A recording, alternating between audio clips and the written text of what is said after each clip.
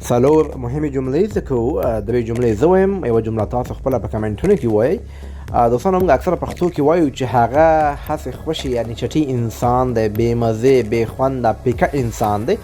دغه ورډ یعنی لغت تاسو زه وایم، دغه جمله اول داسې وایو: Er ist ein fader Mensch. Er ist ein fader Mensch. دا تاسو اغ یا بیخي تلفظ کېږي نه آخر کې. Er ist ein fader Mensch یعنی مطلب خوشي چټي، بې مزې، بې خونده، پیکه انسان ده.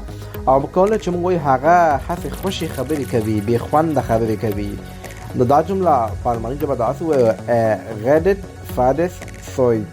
Er redet fades Zeug یعنی هغه هسې خوشي خبرې کوي.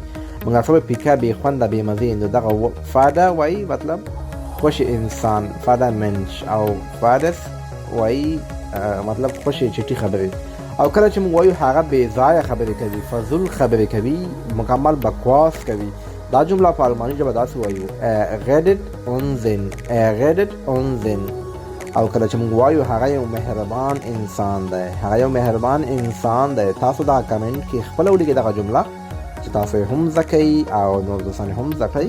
زده کړئ دوستانو، مهمې جملې دي.